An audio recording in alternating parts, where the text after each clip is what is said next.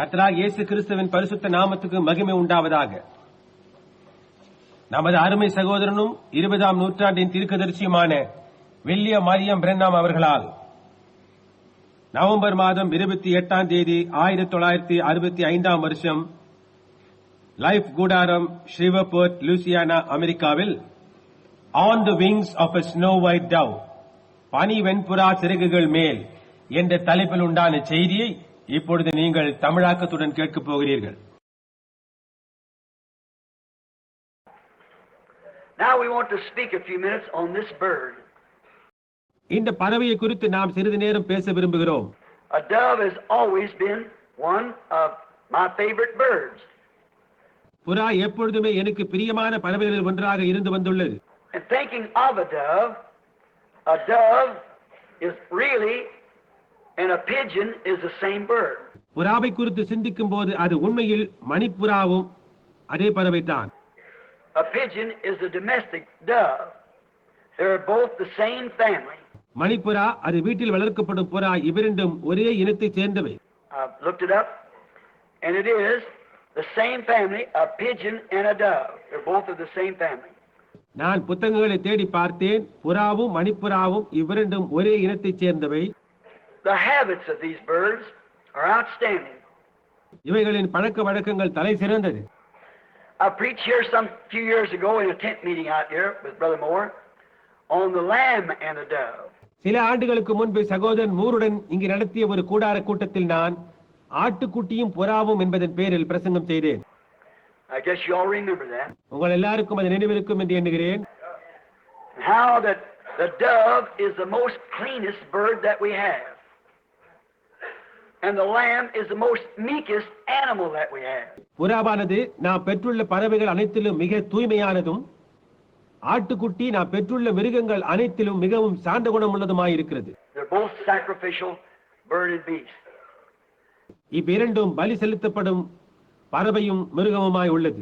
How beautiful it's typed here as Jesus being the lamb and God being the dove.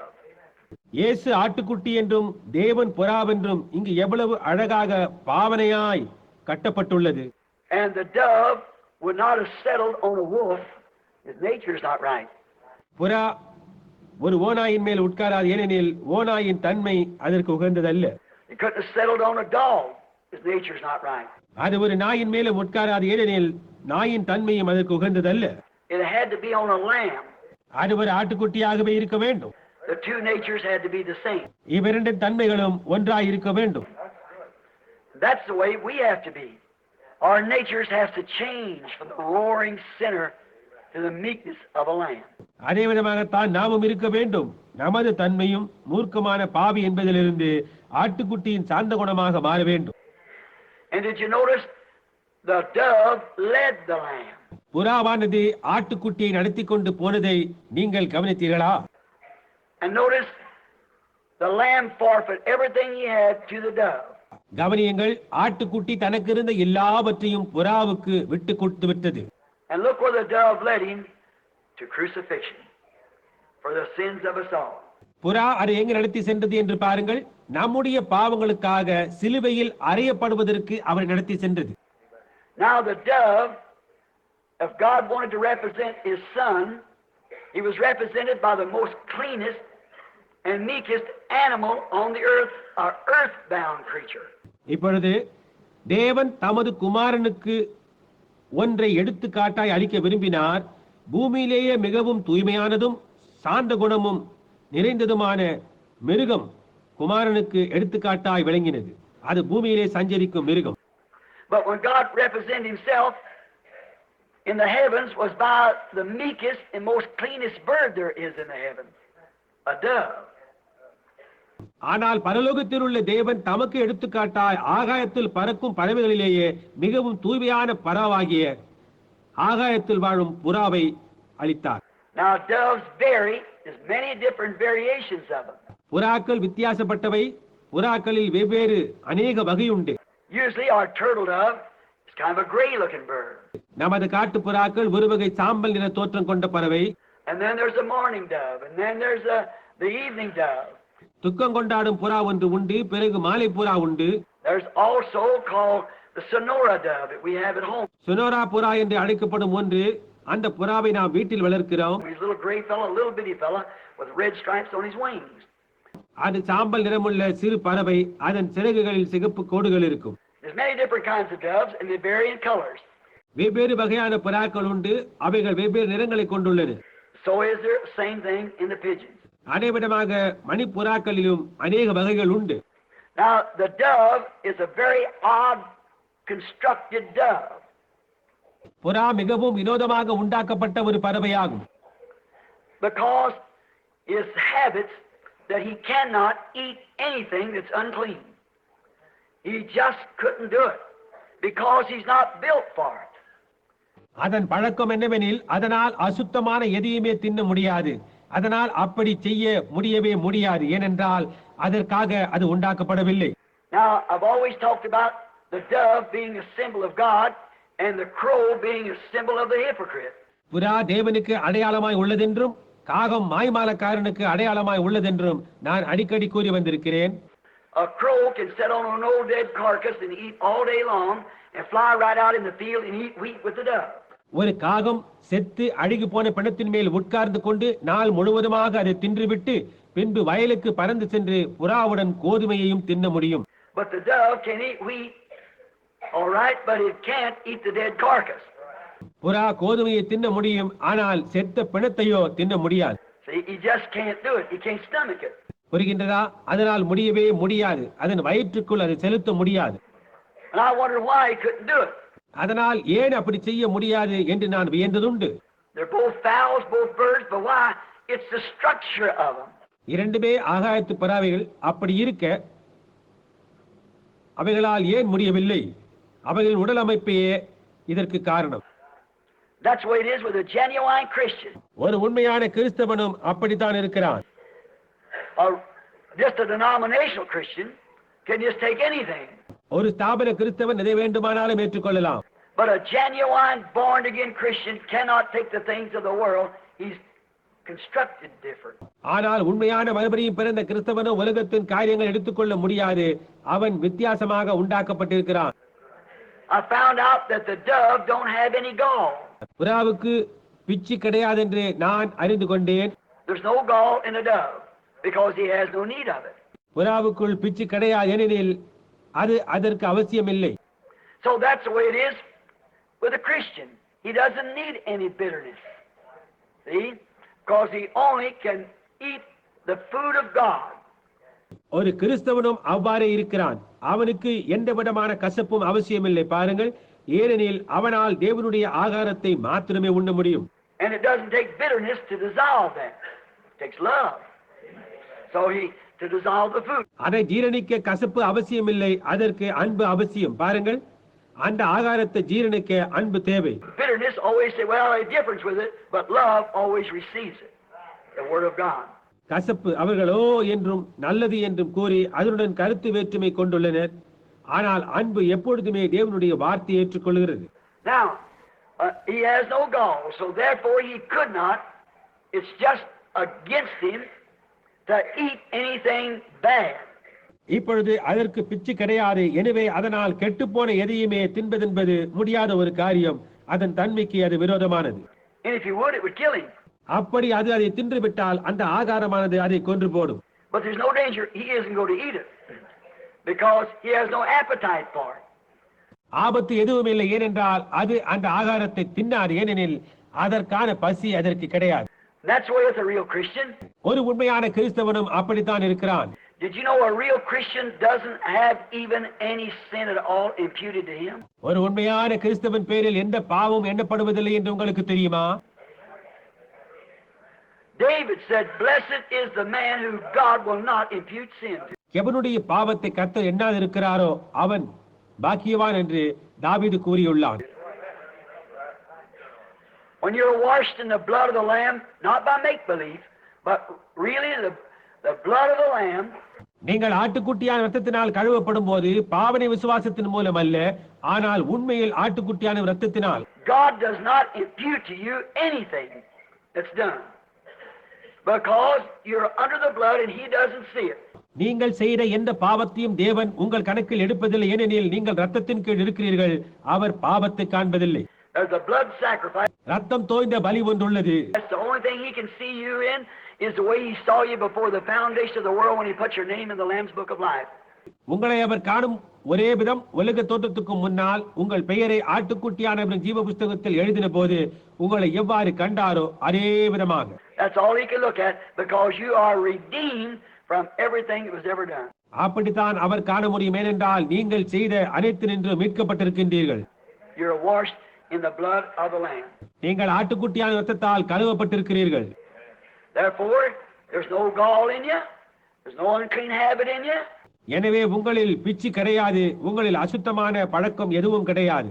Because that the blood of the Lamb has did this. காரணம் என்னவெனில் ஆட்டுக்குட்டியான ரத்தம் இதை செய்துள்ளது. And God cannot impute sin to you as you've got a sin offering laying there waiting for you. பாவ நிவாரண பலி அங்கு கடத்தப்பட்டு அது உங்களுக்காக காத்திருக்கும் போது தேவன் பாவத்தை உங்கள் கணக்கில் சுமத்த முடியாது. Well, you say that gives me plenty of room then, Brother Branham. I can do what I want to. I always do. Always. நீங்கள் நல்ல சகோதரர் பெண்ணாமே, நான் விரும்பும் எதையும் செய்ய எனக்கு நிறைய இடம் தருகிறது என்று சொல்லலாம். But when a man can really see what Jesus done for him and turn around and do something contrary to him, it shows he never received Christ. ஆனால் ஒரு மனிதன் உண்மையில் இயேசு அவனுக்காக செய்துள்ளதை கண்ட பின்பு அவருக்கு முரணாக எதையாகிலும் செய்வானேயானால் அவன் கிறிஸ்துவை ஏற்றுக்கொள்ளவில்லை என்பதை தான் அது காண்பிக்கிறது. I got a little wife sitting back there. She's 10 years younger than me and as gray as I am. என் மனைவி பின்னால் உட்கார்ந்து கொண்டிருக்கிறாள். அவள் எனக்கு 10 வயது இளையவள், ஆனால் அவளுக்கு என்னை போல தலை நரைத்துள்ளது. The reason is because she stood between me and the outside world. அதற்கு காரணம் என்னவெனில் அவள் எனக்கு வெளிப்புற உலகிற்கும் இடையே இருக்கிறதினால். If I was going overseas, now wouldn't this be some sort of a family to live in? நான் வெளிநாடு செல்லும் போது இப்படி நான் கூறுவது ஒரு நல்ல குடும்ப வாழ்க்கைக்கு தகுதியாய் இருக்கும் அல்லவா? If I'd gather my family around me and I'd say, நான் செல்லும் போது என் குடும்பத்தினரை என்னை சுற்றிலும் கூட்டி, look here, Mrs. Branham, you want to realize that you're Miss William Branham. Thou shalt not have any other husbands while I'm gone. திருமதி பிரண்ணாமே, இங்கு பார், நீ திருமதி பிரண்ணாம் என்பதை உணர விரும்புகிறாய். நான் வெளிநாடு சென்றிருக்கும் போது என்னை தவிர வேற கணவர்கள் உனக்கு உண்டாயிருக்க வேண்டாம். Don't you make eyes at any other man. And all these things, don't you flirt at all. If you do, when I come back, I'm going to divorce you. வேறு எந்த மனிதனையும் பார்த்து கண்ணை சிமிட்டாதே, வேறு யாருடனும் சல்லாபம் செய்யாதே. அப்படி செய்தால் நான் திரும்பி வரும்போது உன்னை விவாகரத்து செய்து விடுவேன். She turned around and said, now my good man, I want to tell you something also. அவளும் அப்படியே திரும்பி என்னை நோக்கி, இப்பொழுது என் நல்ல மனிதனே, நானும் கூட உம்மிடம் ஒன்றை கூற விரும்புகிறேன். Thou shalt not take out any other woman while you're gone. நீ வெளிநாட்டில் உள்ள போது வேற எந்த பெண்ணிடம் தொடர்பு கொள்ளக்கூடாது. Thou shalt not do this and that. If you do, just consider yourself divorced when you come home. நீ இதை செய்யக்கூடாது. அப்படி செய்தால் நீ வீடு திரும்பும் போது உம்மை விவாகரத்து செய்து விட்டதாக எண்ணிக்கொள்ளும் என்பாள். Now wouldn't that be a loving family? அது மிகவும் அன்புள்ள குடும்பமாக இருக்கும் அல்லவா? புரிகின்றதா? இல்லை. No. If I really love her, though I believe if I did make a mistake and slip and do something wrong, I believe she'd forgive me for it because she loves me. அப்படி இல்லை. நான் உண்மையில் அவளை நேசித்தால், அப்படியே நான் வழிக்கு விழுந்து தவறு ஏதாவது செய்ய நேரிட்டால் அவள் என்னை மன்னித்து விடுவாள் என்னும் நம்பிக்கை எனக்கு உண்டு. ஏனெனில் அவள் என்னை நேசிக்கிறாள்.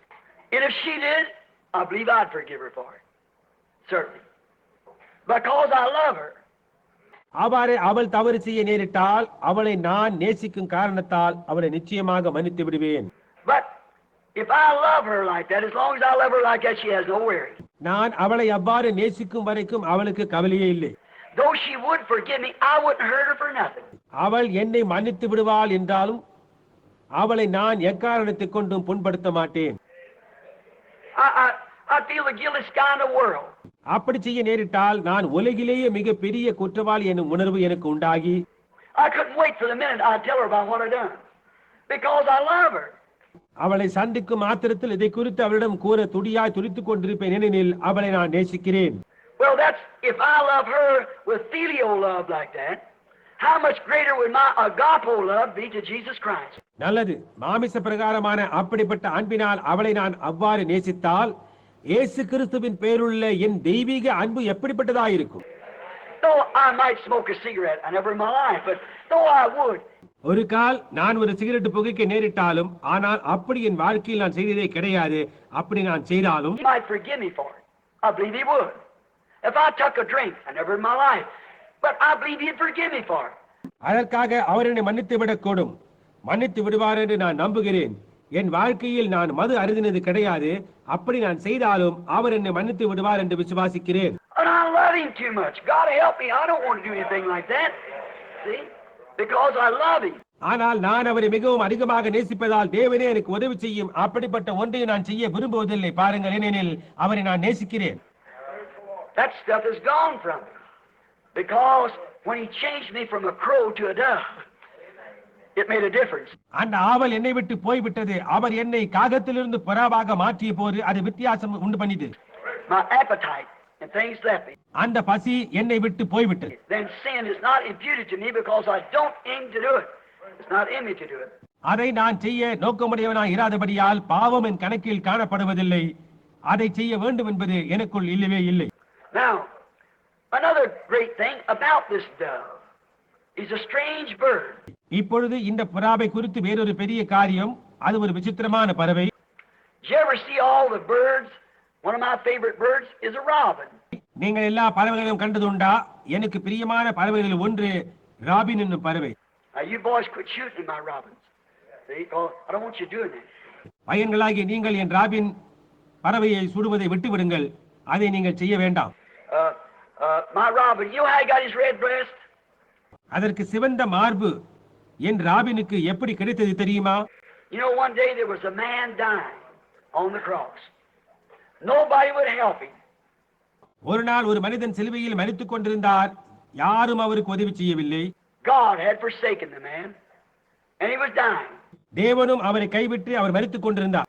His hands had nails in them, his feet, his side bleeding.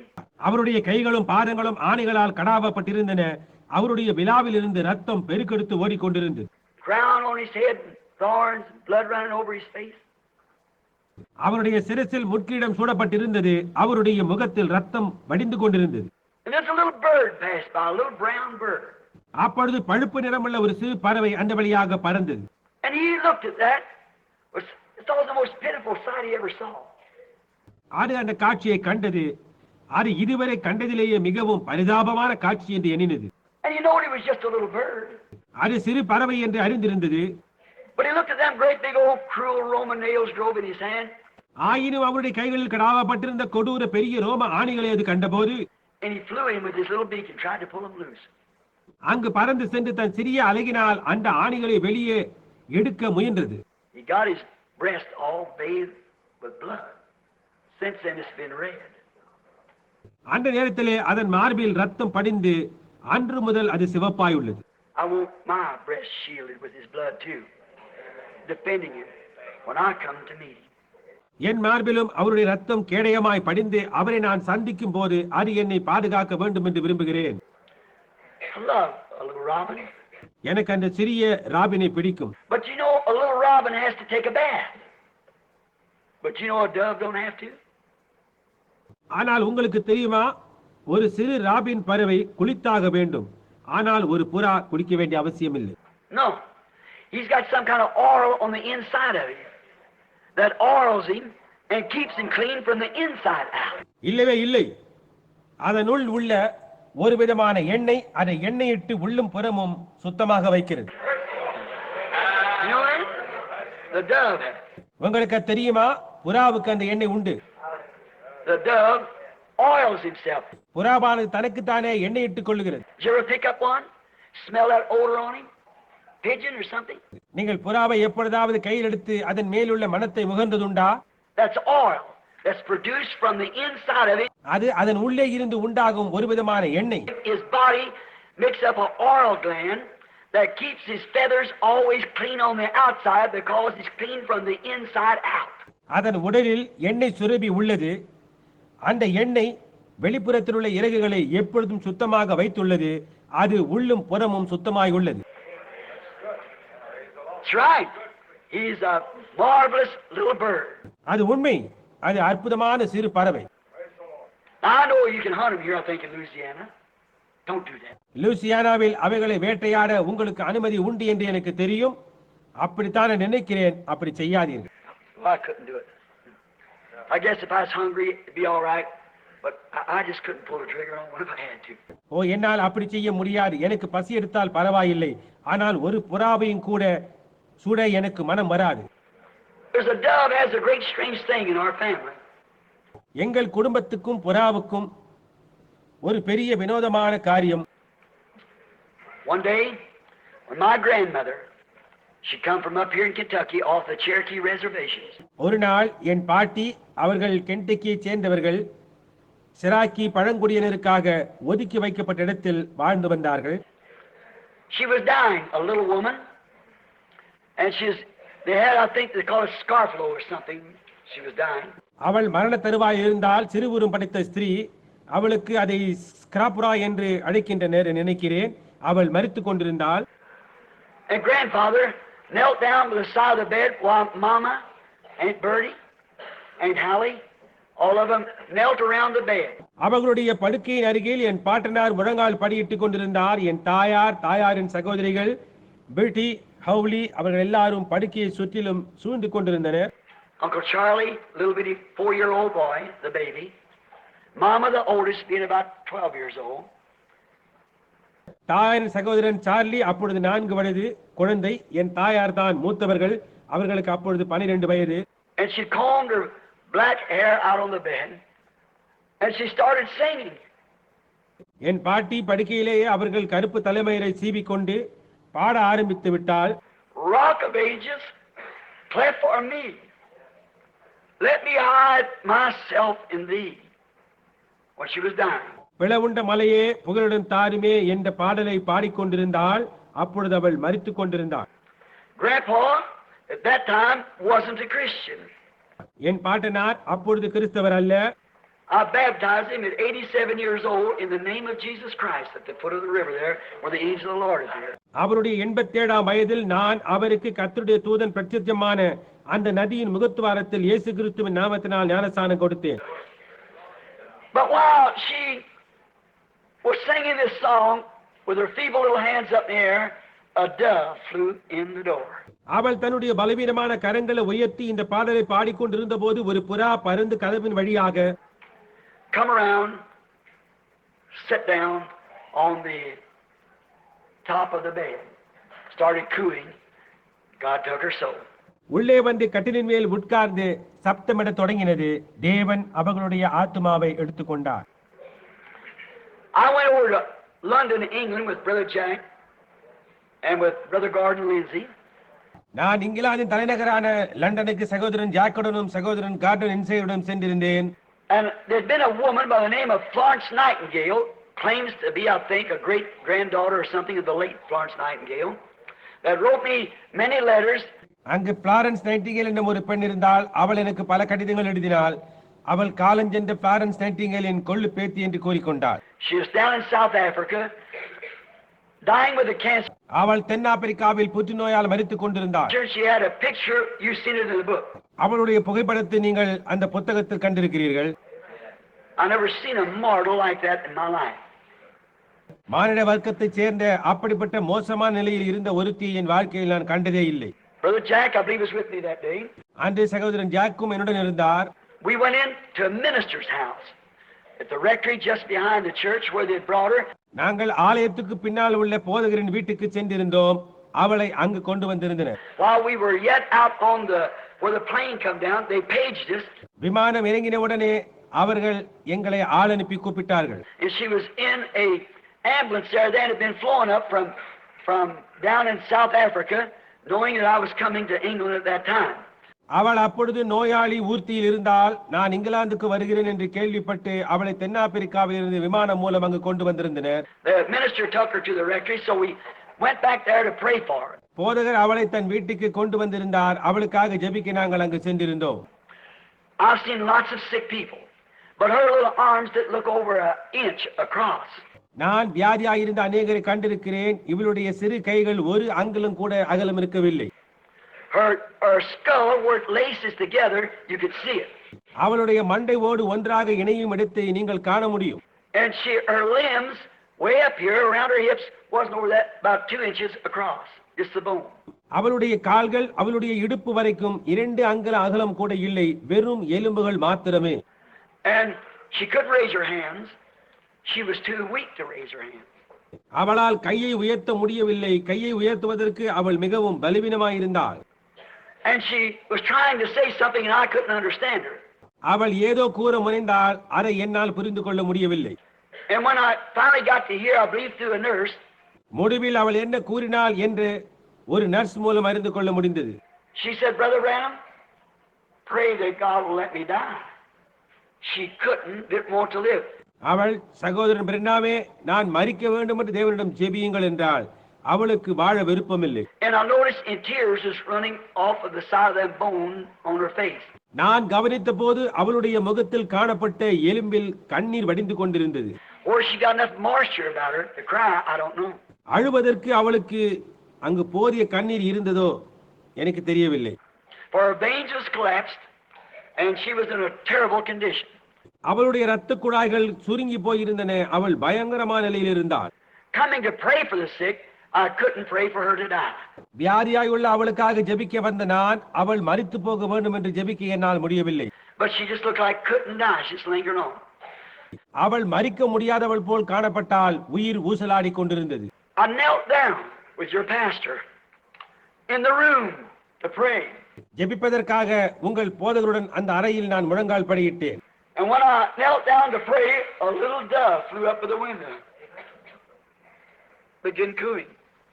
நான் முழங்கால் படியிட்ட போது ஒரு சிறு புறா ஜன்னலின் வழியாக பறந்து வந்து சப்தமிடத் தொடங்கினது. When I finished praying, I thought it was a pet dove there somewhere. நான் ஜெபம் பண்ணி முடித்த போது அது அருகில் யாரோ வளர்க்கும் புறா என்று எண்ணினேன். Foggy outside how England is, the British Isles there. வெளியே மூடு பனி நிறைந்திருந்தது. அப்படித்தான் இங்கிலாந்து பிரிட்டிஷ் தீவுகள் இருப்பது வழக்கம்.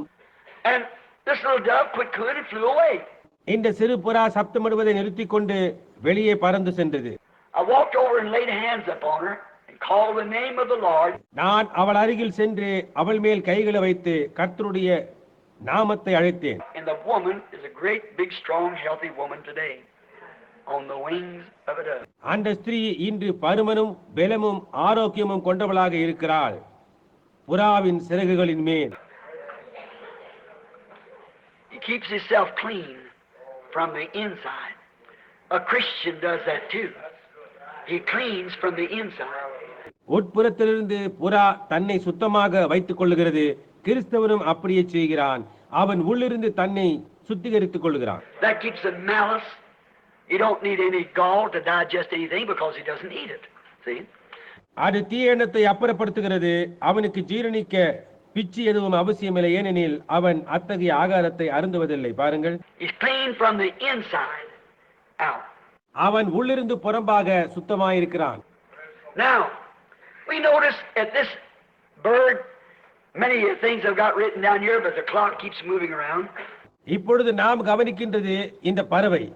தான் அநேக காரியங்களை எழுதி வைத்திருக்கிறேன், ஆனால் கடிகாரம் வேகமாக சென்று கொண்டிருக்கிறது. This bird was also used in the Old Testament for sacrifice, for an atonement, and for cleansing. பழைய ஏற்பாட்டில் பாவ நிவாரணத்துக்காகவும் சுத்திகரிப்புக்காகவும் இந்த பறவை பலியாக உபயோகிக்கப்பட்டது. Let's just refer here to one in Genesis 15:9. Let's think of this verse just for a moment. நாம் ஆதியாகமம் 15:9 உள்ள ஒன்றை குறிப்பிடுவோம். இந்த வசனத்தை நாம் சிறிது சிந்தித்து பார்ப்போம். Now Abraham was asked God here, how would he do this? Abraham இங்கு அவர் எப்படி இதை செய்ய போகிறார் என்று தேவனை கேட்கிறார். And God is making his word back to Abraham, and he does it in a strange way. தேவன் ஆபிரகாமுக்கு மீண்டும் தமது வார்த்தையை உறுதிப்படுத்துகிறார். அவர் அதை விசித்திரமான முறையில் செய்கிறார். Let's begin the first verse. I don't like to hurry this. நாம் தொடங்குவோம். முதலாம் வசனத்திலிருந்து நாம் தொடங்குவோம். இதை துரிதப்படுத்த எனக்கு விருப்பம் இல்லை. After these things, the word of the Lord came unto Abraham in a vision. இந்த காரியங்கள் நடந்த பின்பு கர்த்தருடைய வார்த்தை ஆபிரகாமுக்கு தரிசனத்தில் உண்டாகி. See, Abraham was a prophet, so he saw visions. பாருங்கள், ஆபிரகாம் ஒரு தீர்க்கதரிசி, அவன் தரிசனங்களை கண்டான். Fear not, Abraham, I am thy shield and exceeding reward. அவர், ஆபிரகாமே நீ பயப்படாதே, நான் உனக்கு கேடகமும் உனக்கு மகா பெரிய பலனுமாய் இருக்கிறேன் என்றார். Jehovah Manasseh. யெகோவா நிசி. புரிகின்றதா? And Abraham said, Lord God, notice capital L, Lord God Elohim. See? அதற்கு ஆபிரகாம், கர்த்தராகிய ஆண்டவரே, கவனியுங்கள், கர்த்தராகிய ஆண்டவர் ஏலோகிம். புரிகின்றதா? Lord God, in the vision, what wilt thou give me, seeing I go childish? கர்த்தராகிய ஆண்டவரே தரிசனத்தில் சொல்லுகிறான், அடியேனுக்கு என்ன தருவீர், நான் பிள்ளை இல்லாமல் இருக்கிறேனே. And the steward of my house is this Eliezer of Damascus. தமஸ்கு ஊரானாகிய இந்த எலியேசர் என் வீட்டு விசாரணை கர்த்தனாய் இருக்கிறானே என்றான். And Abram said, Behold, to me thou hast given no seed. பின்னும் ஆபிரகாம், தேவரீர் எனக்கு புத்திர Santhanam அருளவில்லை. And lo, one born in my house is my heir. இதோ என் வீட்டிலே பிறந்த பிள்ளை எனக்கு சுதந்திரவாளியாய் இருக்கிறான் என்றான். And behold, the word of the Lord came to him, saying, அப்பொழுது கர்த்தருடைய வார்த்தை அவனுக்கு உண்டாகி, This shall not be thy heir. இவன் உனக்கு சுதந்திரவாளி அல்ல. Done made him a promise, you know. Now, see, right then, Abraham would have failed, but the promise is unconditional. The covenant, unconditional. அவர் அவனுக்கு ஒரு வாக்குத்தத்தத்தை அளித்திருந்தார். உங்களுக்கு தெரியும், பாருங்கள், அங்கேயே ஆபிரகாம் தவறி இருப்பான். ஆனால் வாக்குத்தத்தம் நிபந்தனையற்றது, உடன்படிக்கை நிபந்தனையற்றது. But he that shall come forth out of thine own bowels shall be thine heir. உன் கர்ப்பப்பிறப்பாய் இருப்பவனே உனக்கு சுதந்திரவாளி ஆவான் என்று சொல்லி. And he's 100 years old now. அப்பொழுது அவனுக்கு ஏறக்குறைய 100 வயது. And he brought him forth abroad and said, Look now towards the heavens. அவர் அவனை வெளியே அழைத்து, நீ வானத்தை அண்ணாந்து பார். And tell the stars if thou art able to number them. நட்சத்திரங்களை எண்ண உன்னாலே கூடுமானால் அவைகளை எண்ணு என்று சொல்லி. And he said unto him, So shall thy seed be. அவனை நோக்கி, உன் சந்ததி இவ்வண்ணமாய் இருக்கும் என்றார். A man without a child and 100 years old. பிள்ளை இல்லாத ஒருவன், அப்பொழுது 100 வயது நிரம்பியவன். And he believed in the Lord, and it was counted unto him for righteousness. அவன் கர்த்தரை விசுவாசித்தான், அதை அவர் அவனுக்கு நீதியாக எண்ணினார். And he said unto him, I am the Lord that brought thee out of Ur, out of the Chaldeans, to give thee the land to inherit it. பின்னும் அவர் அவனை நோக்கி, இந்த தேசத்தை உனக்கு சுதந்திரமாக கொடுக்கும் பொருட்டு உன்னை ஊர் என்கிற கல்தேயருடைய பட்டணத்திலிருந்து அழைத்து வந்த கர்த்தர் நானே என்றார். And he said unto him, Lo, Lord, whereby shall I know that I shall inherit it? அதற்கு அவன், கர்த்தராகிய ஆண்டவரே, நான் அதை சுதந்திரித்துக் கொள்வேன் என்று எதனால் அறிவேன் என்றான். Now listen to this. இதை கூர்ந்து கவனியுங்கள். And he said unto him, Take me a heifer of 3 years old, and a she goat of 3 years old. அதற்கு அவர் 3 வயது கிடாரியையும் 3 வயது வெள்ளாட்டையும். What's the 3? 3 years old. இந்த 3களை கவனியுங்கள், 3 வயது. And a ram of 3 years old, and a turtle dove, and a young pigeon. 3 வயது ஆட்டுக்கடாவையும் ஒரு காட்டுப்புறாவையும் ஒரு புறா குஞ்சையும் என்னிடத்திலே கொண்டு வா என்றார். Both the same thing. Both the same thing. இருவரும் அதே ஜனங்கள், இருவரும் அதே காரியம். See, it was used in a sacrifice that he was foreshowing Jesus. பாருங்கள், ஒரு பலியில் இது உபயோகப்பட்டது, அதாவது இயேசுவை முன்னடையாளமாய் காட்டுகிறார். The covenant was made, you and I cleave them apart, and how the உடன்படிக்கை செய்யப்பட்டது, அவன் எப்படி அவள் நடுவாக துண்டித்தான் என்று உங்களுக்கு தெரியும். அது எப்படி என்று. Of the old times when they made a covenant, they would take and write the agreement up. அல்லது பண்டைய நாட்களில் அவர்கள் உடன்படிக்கை செய்த போது அந்த ஒப்பந்தத்தை அவர்கள் எழுதுவார்கள். And kill an animal, stand in between it. அவர்கள் ஒரு மிருகத்தை கொன்று அதன் நடுவில் நின்று tear the covenant into one person took one part like the Chinese laundry used to do. அந்த உடன்படிக்கையை இரண்டாக கிழித்து ஒவ்வொருவரும் ஒரு துண்டை எடுத்துக் கொள்வார்கள். சீனர் சலவை சாலையில் அவர்கள் செய்வது போன்று. The Chinaman here, he couldn't write English, so he wrote on there and tore a piece of paper and handed you a part.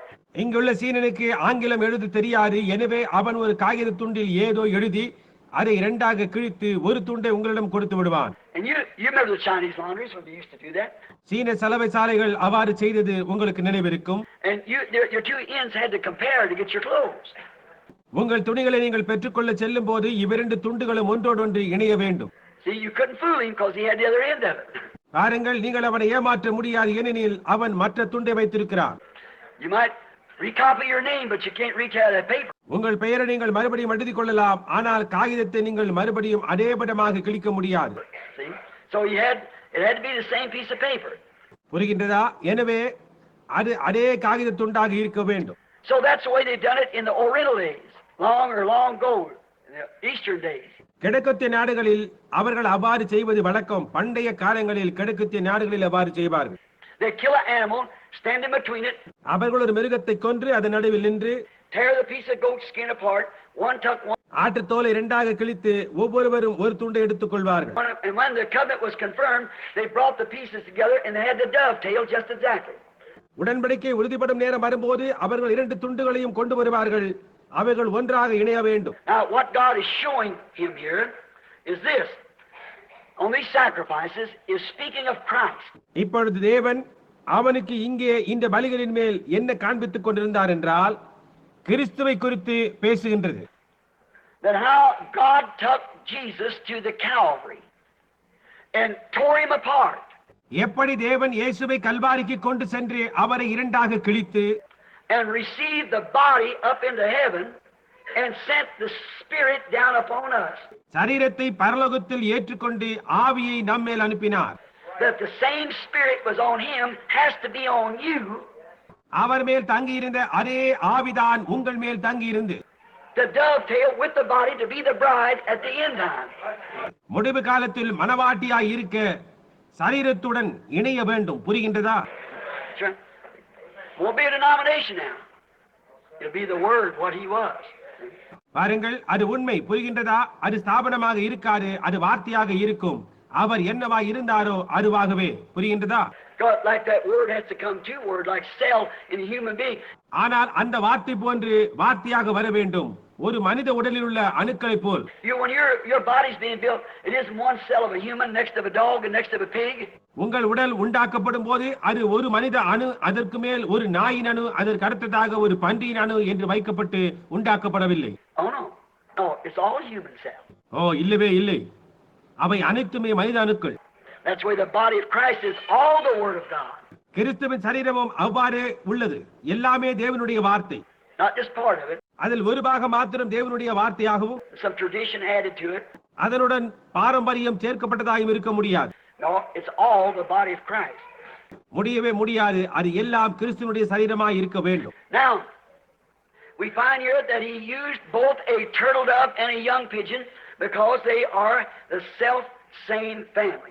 இங்கே ஆபிரகாம் காட்டுப்புறாவையும் புறா குஞ்சியும் பலி செலுத்தினான் என்று பார்க்கிறோம். அவை இரண்டும் ஒரே இனத்தை சேர்ந்தவை. Now you always so notice, I just referred to a couple of these scriptures. நீங்கள் எப்பொழுதுமே கவனியுங்கள், நான் இந்த வேத வசனங்களில் ஓரிரண்டை மாத்திரம் குறிப்பிடுகிறேன். Leviticus 12 and the 6th verse. லேவியராகமம் 12ஆம் அதிகாரம் 6ஆம் வசனம். We find here the order of a woman being purified. ஒரு ஸ்திரீ சுத்திகரிக்கப்பட கடைபிடிக்க வேண்டிய ஒழுங்கை நாம் இங்கு காண்கிறோம். If the woman had a baby, she had to wait. அந்த ஸ்திரீக்கு குழந்தை பிறந்தவுடன் அவள் காத்திருக்க வேண்டும். If it was a boy, she had to wait for 33 days before she could enter the congregation with the doves for purification. அது ஆண் பிள்ளையாய் இருந்தால் அவள் சுத்திகரிப்புக்காக புறாக்களோடு சபையில் பிரவேசிப்பதற்கு முன்பு 33 நாட்கள் காத்திருக்க வேண்டும். If she had a girl, she had to wait 96 days before she could enter the congregation. அது பெண் பிள்ளையாய் இருந்தால் அவள் சபையில் பிரவேசிப்பதற்கு முன்பு 96 நாட்கள் காத்திருக்க வேண்டும். Now we